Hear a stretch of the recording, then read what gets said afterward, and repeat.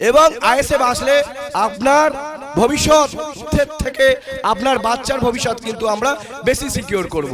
উপকৃত হবে আদিবাসী সম্প্রদায়ের মানুষ, সংখ্যালঘু সম্প্রদায়ের মানুষ, ওবিসি সম্প্রদায়ের মানুষ, এসটি সম্প্রদায়ের মানুষ। কারণ আমাদের এই সেকশনের মধ্যে বেশিরভাগই লোকজন নয় সিভিক পুলিশে আছে, নয় আইসিডিএস এর দিদিমণি হয়ে আছে, বা অন্য অন্য ক্যাজুয়াল ওয়ার্কে যুক্ত আছে। তাহলে আমাদের বিধায়ক সাহেব যেটা বলছেন যে মিনিমাম ওয়েজেস অ্যাক্ট আমরা চালু করব যদি পশ্চিমবঙ্গে কোনোদিন আমরা ক্ষমতায় আসতে পারি, তাহলে আমরা মিনিমাম একটা যে আর্নিংস দরকার সেই আর্নিংসটা আমরা কিন্তু গ্যারান্টি দেব। তাহলে দেশকে উন্নত করতে গেলে, এগিয়ে নিয়ে যেতে গেলে দেশের নাগরিকের আয় বৃদ্ধি প্রথম শর্ত দেশের মানুষের আয় বৃদ্ধি করতে হবে। তাহলে আয় বৃদ্ধির যে প্রকল্পগুলো কেন্দ্র সরকার বা রাজ্য সরকার নিয়েছে, আমরা একটু আলোকপাত করি। ভারতবর্ষ যখন স্বাধীনতা পেল তারপরে কিন্তু পঞ্চবার্ষিকী পরিকল্পনা শুরু হয়েছিল। যারা যারা আছেন WBCS পড়েছেন বা পুলিশের অফিসার আছেন বা যারা মাস্টারমশাই আছেন, যারা ইকোনমিক্স নিয়ে পড়েছেন, আমি WBCS বা যারা IAS ইকোনমিক্স ইন্ডিয়ান কনস্টিটিউশন পড়তে চাই, আমি পড়াই, তো তাদেরকে বলছি এই যে পঞ্চবার্ষিকী পরিকল্পনার মধ্যে দিয়ে দেশের জনগণের ট্যাক্সের টাকা দিয়ে জাতীয় সম্পদ তৈরি করা হয়েছিল। জাতীয় সম্পদ কি না, রেল, NTPC, বিদ্যুৎ শিল্প, কয়লা শিল্প, সেই শিল্পগুলো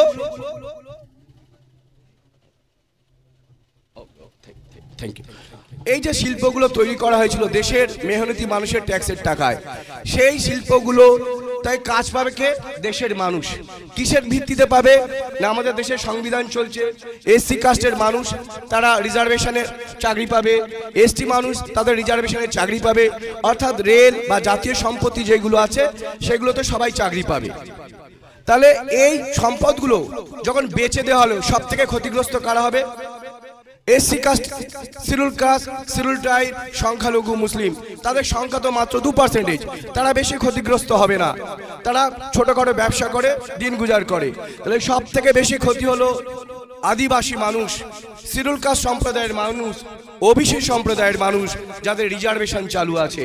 অর্থাৎ ভারতের ভূমিপুত্রদের মেধা শক্তিকে ধ্বংস করে দেওয়ার একটা চক্রান্ত মোদি সাহেব আম্বানির নেতৃত্বে করছে।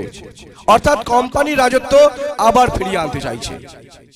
তাহলে আমাদের দেশের যে নাগরিকের আয় বৃদ্ধি করার যে প্রকল্পগুলো ভারত সরকার এতদিন করেছিল দেশের মেহনতি মানুষের ট্যাক্সের টাকা দিয়ে, সেই টাকা কিন্তু আদানি ও আম্বানির হাতে তুলে দিল জলের দামে। তাহলে দেশের জাতীয় সম্পদ যখন আদানি আম্বানির হাতে তুলে দিচ্ছে, আমরা বুঝতে পারছি না, আর এখানে ধর্মের খেলা আপনাদেরকে মাতিয়ে রেখেছে। তাহলে এই ধর্মীয় রাজনীতি থেকে আমাদের বেরিয়ে আসতে হবে। এরই নাম ইন্ডিয়ান সেকুলার ফ্রন্ট।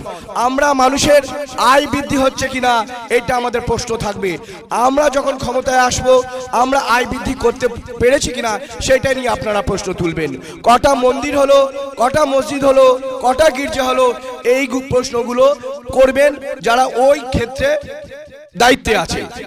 একজন শাসক সে সবসময় চেষ্টা করবে যে আমার দেশের মানুষ কিভাবে সুস্থ স্বাভাবিকভাবে বেঁচে থাকবে। তার দেশের মানুষের আয় বাড়লো কিনা, জিডিপি বাড়লো কিনা, হসপিটালের সংখ্যা বাড়লো কিনা, হসপিটালে যে পরিষেবাটা দেওয়া হয়েছে সেটা কোয়ালিটেটিভ হলো কিনা, যে শিক্ষা ব্যবস্থা চালু আছে আনুপাতিক হারে মাস্টার যাচ্ছে কিনা, সেই স্কুলের ইনফ্রাস্ট্রাকচার, ওখানে জলের ব্যবস্থা আছে কিনা, সেই জলটা কোয়ালিটেটিভ ওয়াটার কিনা, সত্যি কি ড্রিঙ্কিং যোগ্য কিনা, এই যে সামাজিক ইনফ্রাস্ট্রাকচারগুলো কিন্তু গড়ে উঠবে। ভাঙড় বিধানসভার বিধায়ক এবং আমাদের ইন্ডিয়ান সেকুলার ফ্রন্টের চেয়ারম্যান সম্মানীয় মাননীয় নওশাদ সিদ্দিকী সাহেব অল্প সময়ের মধ্যে চলে আসবেন। এরপর জয়নগর 2 এর কনভেনার নচিম ভাই, আপনি অনুগ্রহপূর্বক মঞ্চে চলে আসবেন।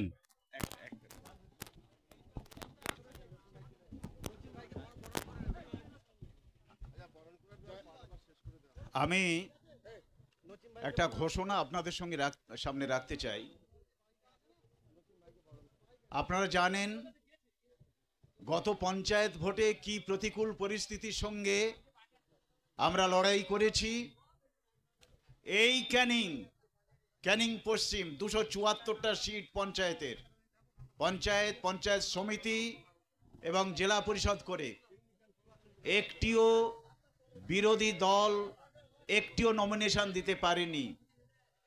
পুরোপুরি দখল করে নিয়েছিল গুন্ডাদের দ্বারা, এবং আমি প্রথম দিনে মার খেয়েছিলাম। নৃশংসভাবে আমাকে বিডিও অফিসের ভেতর 20-25 জন গুন্ডা আমাকে মার্ডার করার উদ্দেশ্য নিয়ে মেরেছিল। আমার আরেক সাথী জয়নগর বাটরা অঞ্চলের আবু তাহের দা, তার মাথা ফাটিয়ে দেওয়া হয়েছিল ব্যালট বাক্স রক্ষা করতে গিয়ে।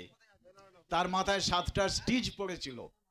আমি সেই আবু তাহের দাকে এখানে ডাকছি, আবু তাহের দা আসুন। আবু তাহের দাকে আমি নিজেই একটু সংবর্ধনা দিতে চাই।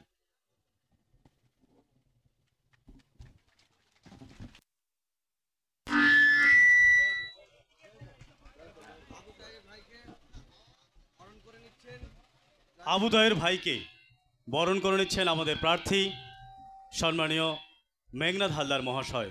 সবাই করতালি দিয়ে সম্বর্ধনা জানাবেন।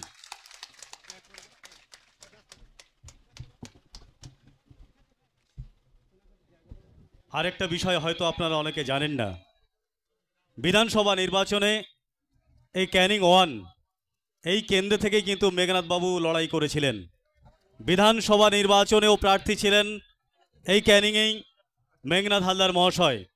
এবং পঞ্চায়েতে এখানে যে গুন্ডাগিরি চলেছে, যে এখানে গুন্ডা রাজ চলেছে, সেটা আপনারা প্রত্যেকেই অবগত আছেন। সেই জায়গায় দাঁড়িয়ে আমরা আজকের আমাদের এই কর্মী সম্মেলন, প্রতিকূলতার মধ্য দিয়ে নানা বাধা বিপত্তি উপেক্ষা করেও আমরা যে সফলভাবে দাঁড়িয়ে আছি, আমরা সিদ্ধারা বিক্রি করে দিইনি, আমরা শাসকের কাছে মাথা নত করিনি। আমরা আগামী দিনে পশ্চিমবঙ্গকে পথ দেখাবো। ইন্ডিয়ান সেকুলার ফ্রন্ট তারা এগিয়ে যাবে তার লক্ষ্য এবং উদ্দেশ্য নিয়ে, সেই আশা আকাঙ্ক্ষা নিয়ে আমরা এখানে সমবেত হয়েছি। আমরা লড়াই করতে জানি, আমরা লড়াই করতে এসেছি আগামী দিনে আমাদের পরিবারের, আমাদের পরবর্তী প্রজন্মকে সুষ্ঠু সুন্দর ভবিষ্যৎ গড়ে তোলার জন্যই আমরা যে দল বেছে নিয়েছি, সেই দলের নাম হচ্ছে ইন্ডিয়ান সেকুলার ফ্রন্ট। আর সেই দলের চেয়ারম্যান আমাদের মাননীয় নওশাদ সিদ্দিকী।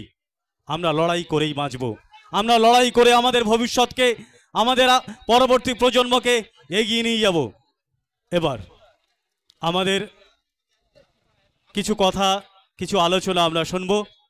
আমরা প্রথমে এই কর্মী সম্মেলনের কর্মীদের উদ্দেশ্যে এবং সাংগঠনিকভাবে বিভিন্ন কথাবার্তা আমরা আলোচনা হবে।